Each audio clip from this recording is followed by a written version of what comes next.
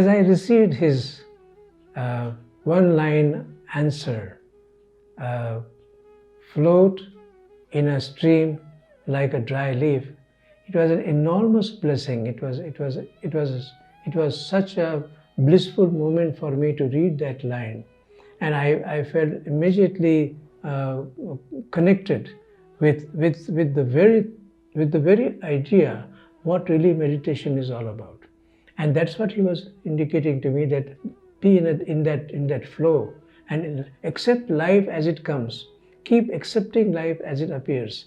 Keep flowing, keep flowing. There's no place to wait. There's no place to stop.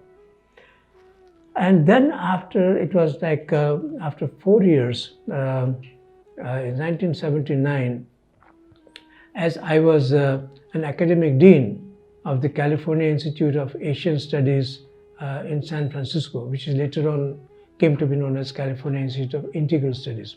So I was an academic dean at that point, and I got a message from Pune that Bhagwan would like me to come to Pune. So I immediately resigned my position and I arrived in Pune in 1979.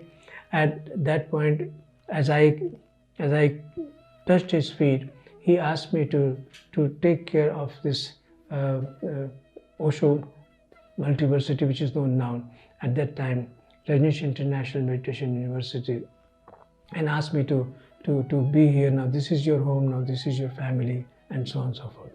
So 79 to 81, I was there, and then in 81, Osho had to come to America because he had a back pain and he was not getting right treatment in India or in Pune.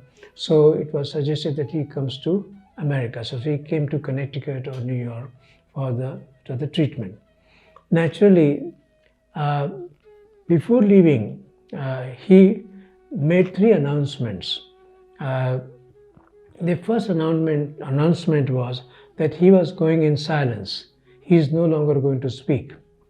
The second announcement was that he is no longer going to initiate or give sannyas, what is known as neo sannyas, and he is no longer to give the energy darshan, the energy meeting along with the sannyas. And the third thing he said was that instead of him, 3 individuals will be giving initiation and also energy darshan. One was Ma Yoga Lakshmi, Osho's secretary. Then he gave my name, and there was one Swami Tirtha, who was a British sannyasin. We 3 people were given this wonderful blessing of conducting meditation and sannyas initiation. He arrived in New York, so there was no point for me to stay anymore in Pune. So I also came back to California. And again, to make a long story short, Osho was invited to this new place that was bought by sannyasis called the Rajneeshpuram, the ranch in the state of Oregon, in the middle of the state of Oregon. Sannyasis bought this 64,000 acre land, about 126 square miles. And it was requested to Osho that in case you ever want to have a change or get some fresh environment or something out of New York, you please come here, be our guest.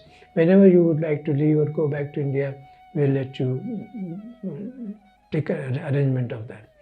So in that sense, Osho arrived in 81 at the Rajneeshpuram, and I was back again in California working, and suddenly I got a message from the ranch, from the Rajneeshpuram, that I should immediately come to Rajneeshpuram, immediately. So again I resigned, and I arrived in, I think, 82. I arrived in Rajneeshpuram, and I was given all different kinds of jobs were given. There was a wonderful experience of Rajneeshpuram. About 5,000 sannyasins. We had our own airline, Rajneesh Air, 13 airplanes. We had 50 buses. We had our mayor, our city council. We had our post office, which has a pin code also. It was on the map. Rajneeshpuram was on the map. And the whole place was thrilled with Osho's presence, and 5,000 sannyasis. No difference between low or higher, nothing like that. Everything belonged to everybody, and everybody was enjoying it and having a good time. We used to work about 16 hours a day. We used to start our day 6 o'clock in the morning until about 8 o'clock in the evening. In between, there used to be 2 hours of break, and at that time you'd have a lunch, and then Osho used to go on a drive-by. So while he is on his drive-by, we would stand at the road and we will bow down to him, and he will go for his drive. This way, we created a whole city in 3 years. There was a mall, there was a vegetable garden, flower garden, we had a farming, all kinds of creative work blossomed in 3 years. When I used to take some VIPs around to show them, they admitted that what they or anyone else could not have done in 30 years, they said, you have done it in 3 years. They were completely amazed. So that was how it was. And then, of course, the whole thing turned. There was a conspiracy against us. There was a classic conspiracy between the priest and the politician. The President of the United States and the Vatican, they conspired to make sure that Osho and the whole community is dismantled and Osho is heard. Then the whole long story of how Osho was taken from one prison to another, about 12 different prisons, and a lot of torture, and then he was, of course, as you all may know, he was poisoned also in the jail. He came back to, in 1987, I believe, he came back to India to settle down in Pune. He then, before that, he went on a 21-day world tour, different places, and everywhere there was an effort not to have him settle down anywhere. So he came back again after that world tour, and then in 87 he arrived in Bombay, and then from Bombay or Mumbai he came to Pune. In 89, I again got a message that I should come immediately to Pune without wasting time at all. So again I was doing a job there, and I resigned that job, and in 89 I arrived. And my first darshan, I touched at his feet in the evening satsang, evening meeting. And the first sentence that I heard him say was, "Now you drown yourself completely in my work, in my commune. Don't leave a single trace of yours. Now there is no more birth for you. Enough is enough."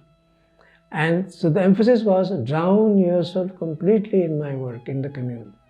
So that was the blessing that I received. It was in 89.